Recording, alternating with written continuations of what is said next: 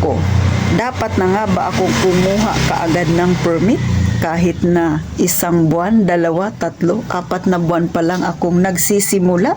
Kailangan nga ba talaga kaagad-agad na meron na akong papel? Syempre, yan ang sasagutin ko dahil isa rin yan sa katanungan ng ating isang viewers. Pero bago tayo mag-umpisa, sa mga bago pa lang sa aking channel, ako si Ate Tintin, ang inyong palawenyang tindera, mga kasari. At syempre, mag-subscribe ka na sa akin. Pindutin mo ang like button na yan at paki-share na rin ng aking video. At eto na ang aking mainit-init na opinion. Umpisahan na natin ang real talk nating chismisan. Pauna lang ha, hindi ako magaling magpayo. Pero ibibigay ko yung best ko para kahit papano magkaroon kayo ng idea sa ganitong sitwasyon. Hindi ko rin sasabihin tama ang aking mga sinasabi. Ito ay opinion ko, mga kasari. Pero pag-isipan ng maigi para magka-idea kayo sa magiging desisyon ninyo sa inyong tindahan. So, kailan nga ba dapat tayo kumuha ng permit, mga kasari? So, pauna lang ha, gaya ng sabi ko, opinion ko ito.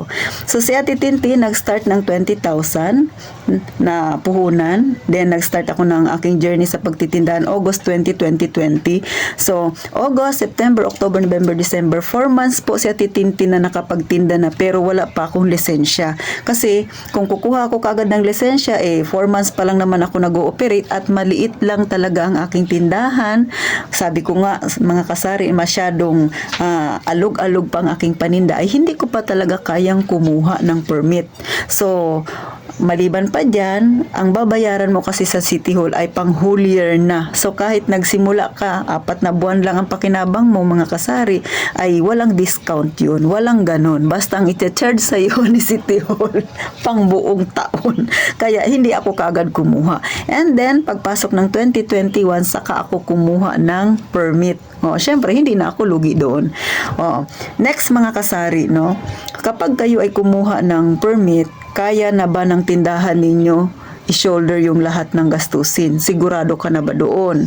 Kasi po, pag kayo ay kumuha ng permit, hindi po yan na maliit lang ang gastusin. Hindi po ganun. Malaki po ang gastusin pag kukuha kayo ng permit. Kahit tanungin mo pa yung mga kapitbahay ninyo dyan na mga legal na mga tindahan, talaga sila ay umaaray sa laki ng gastusin pagka nagre-renew ng permit.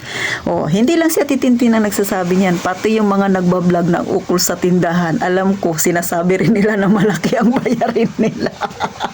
Kahit pa sabihin hindi naman talaga sila umaaray sa bayarin na yan, pero sasabihin pa rin nila sa inyo na malaki nga ang kanilang binayaran. So meaning, hindi po ganon kadali na pagkukuha ka ng permit, ganon-ganon lang. Hindi po.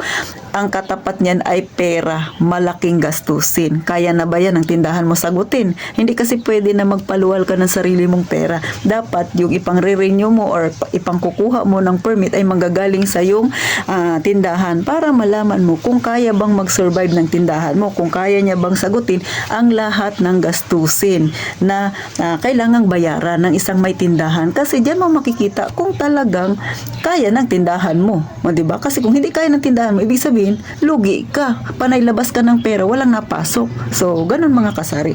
Sa totoo lang, no, malaki talaga ang babayaran mo kasi barangay pa lang, magkano na kaagad, tapos may sedula ka. Pagdating mo sa City Hall, i-check yan yung assessment bago magbibigay yan kung magkano yung bayarin mo. Si assessment magsasabi na ito yung bayarin mo lahat. Pag nakabayad ka na yung assessment, hindi pa yan tapos. Marami pa yan mga kung anong anik-anik na hinihingi nila sa'yo na kailangan mo ring bayaran. Kung ikaw ay may titulo ng lupa na nakapangalan sa'yo, abay, kailangan mo ring magbayad ng tax kasi kasama yan sa hihingan mo ng certificate. Next, magbabayad ka ng pag-ibig, magbabayad ka ng SSS, magbabayad ka ng PhilHealth. Kaya na ba ng tindahan mong i-shoulder lahat yan?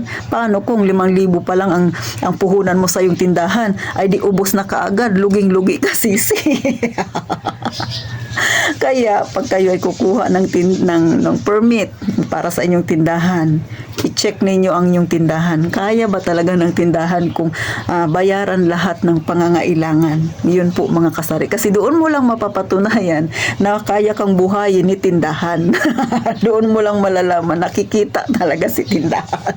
Kasi nga, marami siyang bayarin at yan ang realidad ng isang may tindahan na lehitimo, na mayroong permit, mga mga kasari. So, ganun po, no? Kasi si SSS pa lang 3 buwan kaagad ang hihingian niyang advance na bayaran mo sa kanila para makakuha ka ng certificate. Si Pag-ibig din, mga kasari, pag kayo ay nagbayad ng 3 buwan lang kay Pag-ibig, tapos hindi nyo na binayaran yung mga natitirang buwan, sa susunod na taon, pag nag-renew kayo, may utang kayo kay Pag-ibig, babayaran nyo pa rin yan at may multa po yan. Gets na. Alam na ang mga bayarin, mga kasari. Kaya nakakalula ang bayarin ng isang may negosyo. Kaya ang tanong, handa ka na ba, mga kasari? So, dyan pa lang, no? Mapag-isipan mo na kaagad, Ma'am April, kung kaya na ba ng tindahan mo, kung kukuha ka na ba talaga ng permit.